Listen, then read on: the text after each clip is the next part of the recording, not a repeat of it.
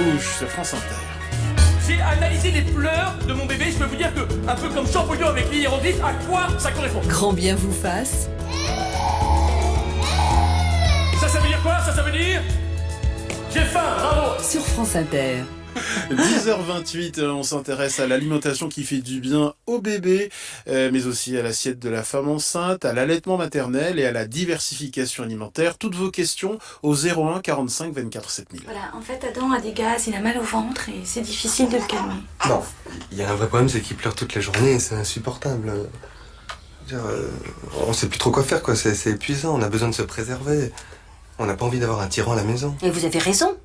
Bon, il est en pleine forme, il a du caractère, il est très développé d'un point de vue moteur, ça roule.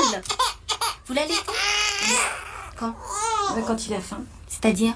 Quand il demande. Et il demande combien de fois par jour, à peu près?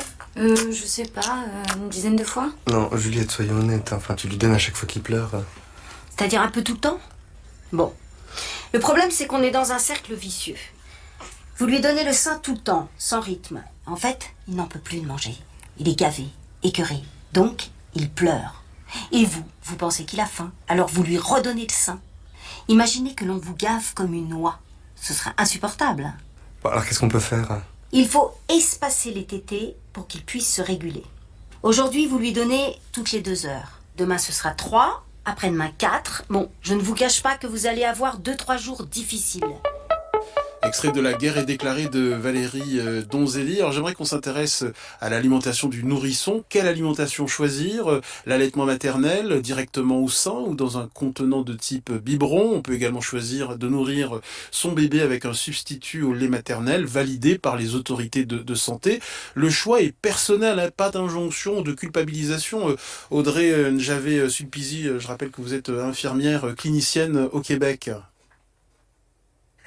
Alors vous avez passé un bel extrait qui me réveille bien comme il faut en pleine nuit au Québec. L'allaitement maternel, effectivement, avant tout, c'est un choix personnel. De toute façon, alimenter son enfant, c'est la maman qui choisit, c'est la famille qui choisit. C'est un projet de famille, mais aussi de la maman. C'est important pour moi d'écrire sur l'allaitement maternel, mais surtout d'insister sur le fait que c'est une physiologie, c'est-à-dire que c'est un processus naturel. Beaucoup de personnes vont associer l'allaitement uniquement à la grossesse, alors que l'allaitement maternel,